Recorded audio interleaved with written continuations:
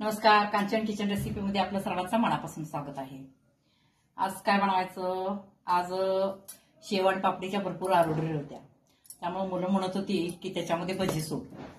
मग मी म्हटलं आज भजीचा, बटाटा भजीचा तुम्हाला व्हिडिओ दाखवायचा आहे मला। थोडा वेगळ्या पद्धतीने आहे, चवीला पण खूप छान लागतात। हे बघा, मी या ठिकाणी बटाट्याचे असे स्लाइड करून घेतलेले आहेत छोटे छोटे, हे बघा असे पातळ।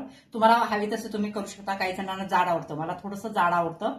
आणि मग आता काय करायचं, भजी केल्यानंतर ज्यावेळेला आपण बटाटे भजी खातो त्यावेळेला हा जो बटाटा असतो हा शिजतो आतून, पण सपक लागतो। मग त्यासाठी आता काय करायचं बघा, आपण मी एक लिंबूची फोड घेतलेली आहे। हे पहा, या बटाट्याला आपल्याला टेस्ट द्यायची आहे। एक लिंबूची फोड घेतलेली आहे, या ठिकाणी 2 बटाटे घेतलेले आहेत, ते लिंबूची फोड याच्यामध्ये पिळायची। पुन्हा याच्यावर एक अर्धा चमचा मीठ, पुन्हा एक अर्धा चमचा हळद आणि एक अर्धा चमचा मिरची पूड। जसे तुम्हाला तिखट हवं असेल तर तुम्ही घालू शकता, काय प्रॉब्लेम नाही आहे। आता काय करायचं, हे पूर्ण मिश्रण ह्या पूर्ण चकलीला लागेल अशा पद्धतीने हे करून घ्यायचं, असेल चोळून घ्यायचं, चांगलं सगळ्याला लागलं पाहिजे ते। लक्षात आलं का? लिंबूची फोड मी ह्याच्यामध्ये पिळलेली आहे, मीठ घातलेलं आहे, हळद पूड अर्धा चमचा घातलेला आहे, मिरची पूड अर्धा चमचा घातलेला आहे। पूर्ण आता ह्या बटाट्याला पूर्ण लागलं पाहिजे, म्हणजे ज्या वेळेला तुम्ही बटाटे भजी करता ना त्यावेळेला या बटाट्याची टेस्ट सुद्धा अप्रतिम असणार आहे। अशा पद्धतीने मी कायम अशा पद्धतीनेच करते, त्यामुळे मुलांना फार आवडतं। एक 10 मिनिटं हे आपण असंच ठेवायचं।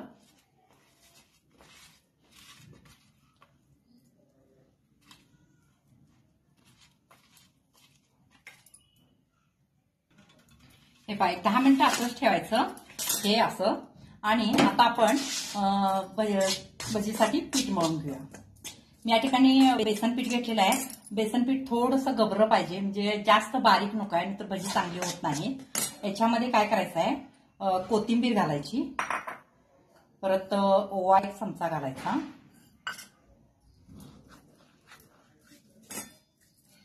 पुन्हा त्याच्यानंतर मीठ।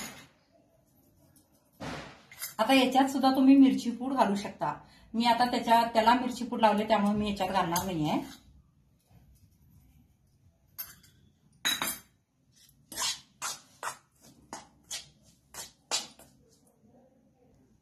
मी याच्यामध्ये मीठ घातलेलं आहे, कोथिंबीर घातलेलं आहे, ओवा घातलेला आहे। आता याच्यामध्ये खाण्याचा सोडा घालायचा आहे आपल्याला।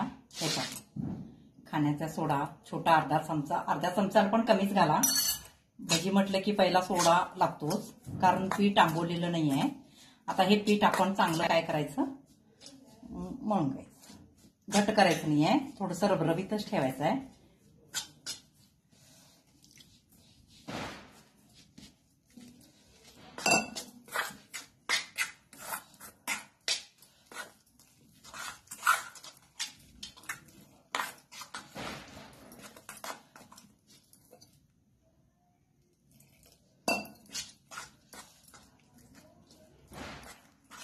बेसन पीठ थोडंसं मोठं असल्यामुळं त्याला पाणी थोडं जास्त लागतं, कारण हे 10 मिनिटं आपल्याला भिजत ठेवायचं आहे। ह्याच्यानंतर मीठ वगैरे चेक करा आता।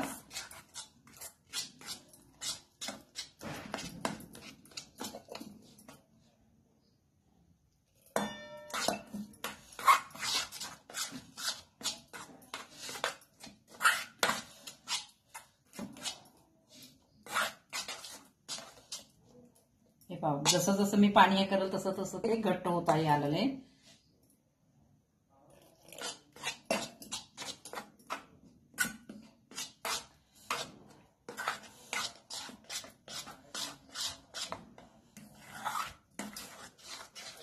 एक 10 मिनिटं हे आपण असंच ठेवायचं, गरज वाटली तर आपण याच्यामध्ये नंतर पाणी वाढवू शकतो।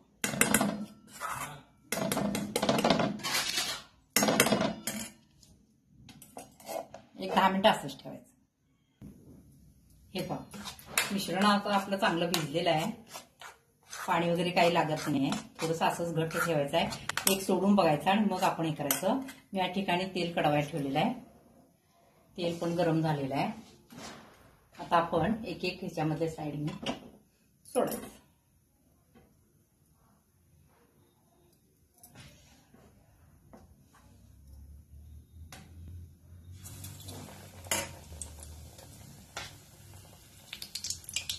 अशा पद्धतीनं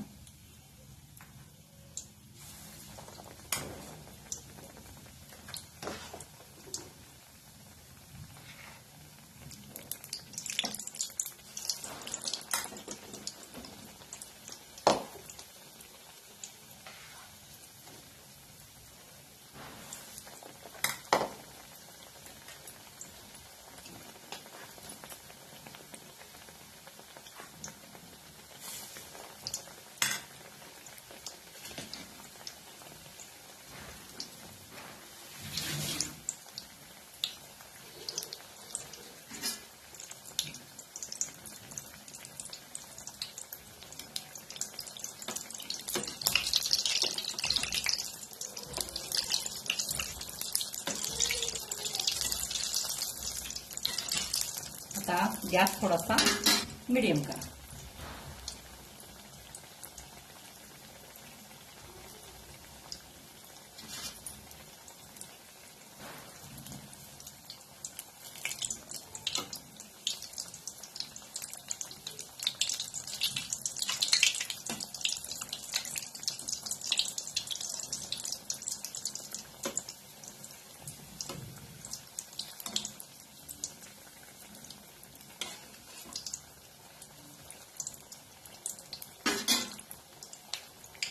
भजी सोडताना गॅस मोठा करायचा आणि भजी पलटल्यानंतर मग मीडियम करायचा.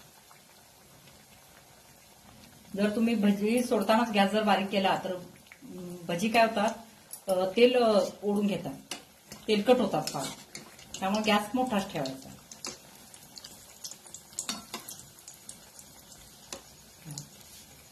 किती छान फुगलेत बघा. एवढं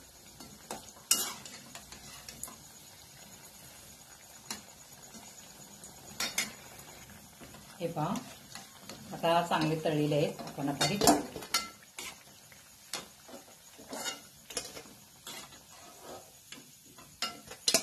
आणि दुसरे आता आपण सोडू. समजा तुम्हाला जर चपटे हवे असतील तर मग काय करायचं सांगते तुम्हाला. चमचेचा वापर करायचा नाहीये. त्याच्यामध्ये असं बुडवायचं आणि असं सोडायचं. किंवा थोडंसं पीठ पातळ करायचं म्हणजे मग चपटे होतात भजी.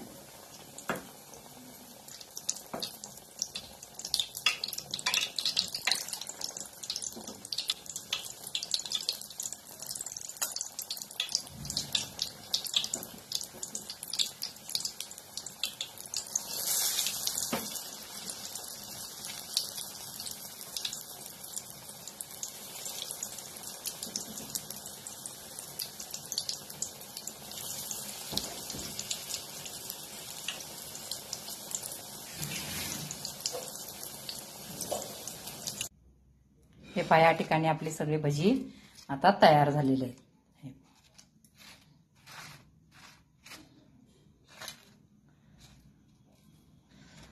गरम आहेत अजून. असे पातळ हवे असले तर असे तुम्ही हे करू शकता. हे बघा असे. पीठ थोडंसं पातळ केलं ना की अशा पद्धतीनं होतात. खूप सुंदर झालेत आणि खूप छान पण लागतात. अजून गरम आहेत. एक गार झाले का बघते मी.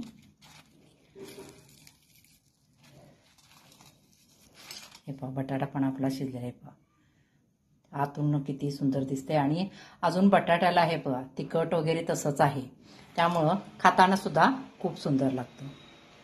तुम्हाला जर माझी रेसिपी आवडली असेल तर लाईक करा, शेअर करा, सबस्क्राईब करा. धन्यवाद.